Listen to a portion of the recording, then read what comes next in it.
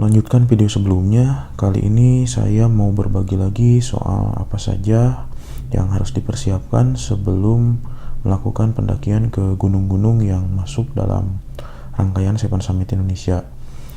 Setidaknya saya mencatat ada 3 poin utama yang harus dipersiapkan sebelum melakukan pendakian Seven Summit. Ketiga poin tersebut saya rangkum dari pengalaman yang saya dapatkan selama pendakian ke 6 gunung diantaranya. Pertama, persiapan fisik, mental, dan pengetahuan. Saya bisa bilang persiapan ini menjadi poin yang paling penting dari semua persiapan lainnya. Selain karena kegiatan ini memang memerlukan ketahanan fisik yang prima, setiap gunung pun punya jalur pendakian serta durasi waktu yang berbeda satu dengan yang lainnya. Jadi persiapan fisik mutlak diperlukan agar semua rencana yang dibuat bisa berjalan dengan lancar.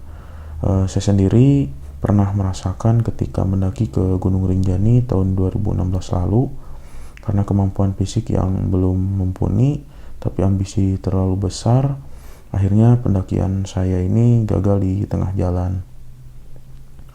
Untuk persiapan fisik ini mungkin teman-teman bisa mencari metode atau latihan yang cocok dengan teman-teman, kemudian dikembangkan lagi dengan waktu yang teman-teman punya. Misalnya olahraga jogging sebelum pendakian minimal 1 bulan sebelum pendakian, atau bisa dibarengi juga dengan olahraga berenang ya minimal 1 minggu sekali untuk melatih pernapasan. Begitu juga dengan mental, walaupun ada sebagian orang yang menganggap jika kemampuan fisik lebih penting dalam kegiatan pendakian gunung, tapi bagi saya sendiri faktor mental ini menjadi hal yang paling penting nilainya, karena ada kalanya fisik ketika mendaki itu menurun karena kelelahan atau karena hal-hal yang kita temui selama pendakian, dan mental inilah yang menjadi salah satu solusi untuk membangkitkan kembali kondisi fisik tersebut lewat semangat yang dimiliki.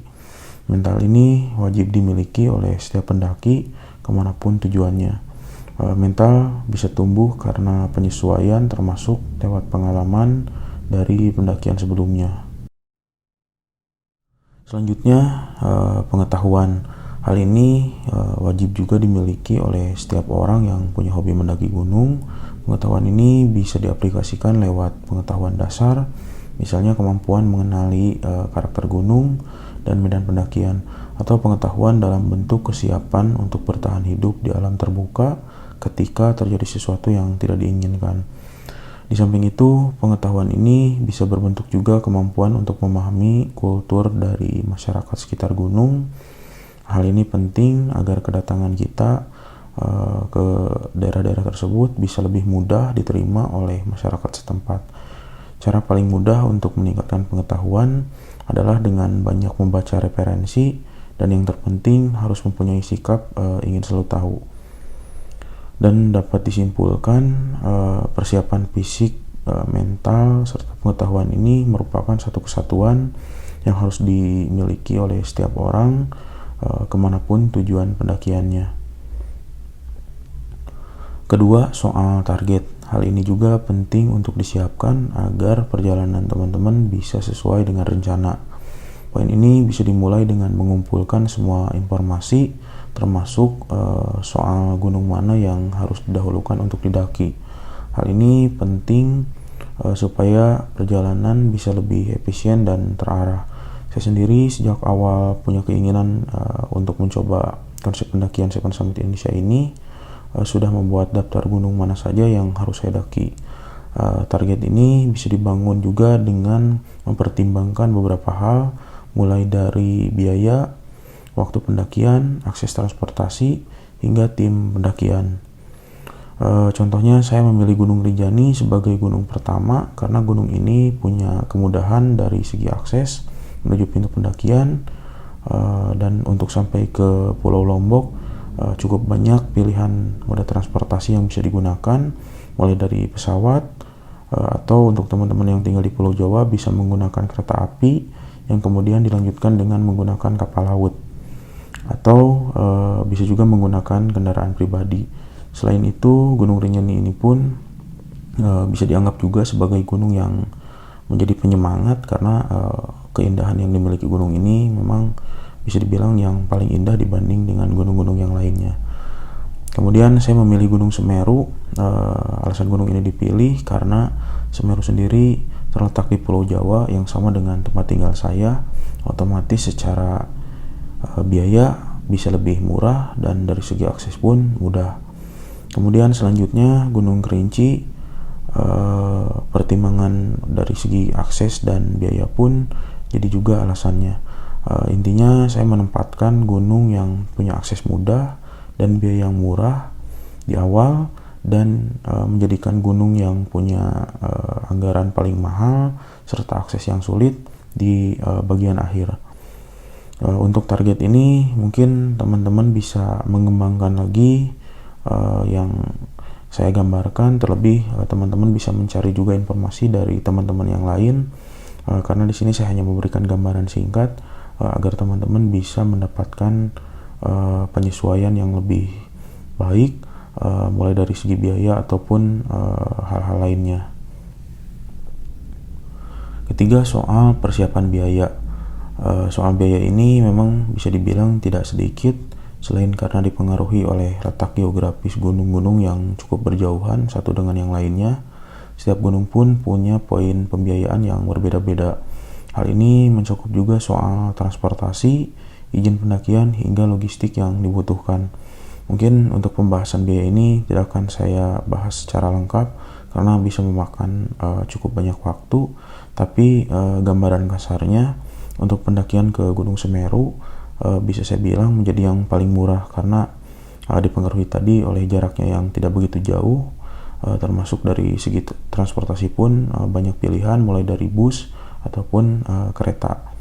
Rata-rata untuk ke Gunung Semeru ini, khususnya bagi yang tinggal di Pulau Jawa, cukup mengeluarkan biaya sekitar 1 sampai 1,5 juta, tergantung dari transportasi yang digunakan dan juga anggota tim yang ikut dalam pendakian.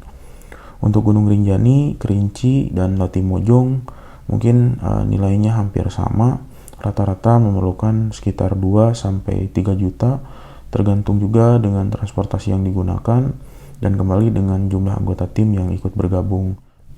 Sementara untuk Gunung Binaya, karena waktu itu saya ikut open trip, jadi jumlahnya memang cukup mahal dibanding biasanya, bisa lebih dari 5 juta.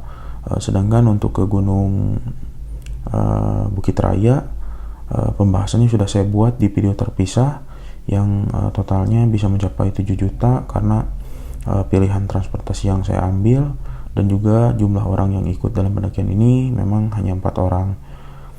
Dan intinya yang pasti pendakian ke gunung-gunung yang masuk dalam Seven Summit Indonesia ini bisa dibilang tidak sedikit, terlebih jika bicara soal pendakian ke Kartens Pyramid. Tapi saya nggak bakalan bicara banyak soal Kartens Pyramid karena saya sendiri belum pernah ke sana, belum diberi kesempatan, walaupun udah banyak juga orang yang bilang bahwa gunung ini memang jadi gunung yang paling mahal di Indonesia.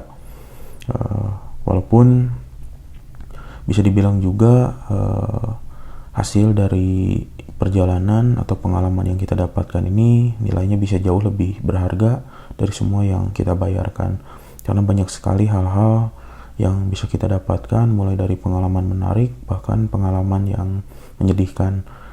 Mungkin teman-teman bisa mencari lagi informasi-informasi lain agar teman-teman bisa mendapat gambaran yang lebih lengkap. Semoga teman-teman bisa juga mencoba melakukan pendakian ke gunung-gunung ini. Nah, mungkin segitu aja dulu pembahasan kali ini. Di kesempatan lain saya akan membahas lagi beberapa hal menarik soal pendakian Seven Summit Indonesia ini. Semoga ada informasi yang bermanfaat, dan semoga juga pandemi yang sedang melanda kita semua ini bisa segera teratasi agar kita bisa datang lagi ke tempat-tempat yang belum pernah kita kunjungi. Dan yang terakhir, tetap jaga kesehatan. Terima kasih, sampai jumpa. Wassalamualaikum warahmatullahi wabarakatuh.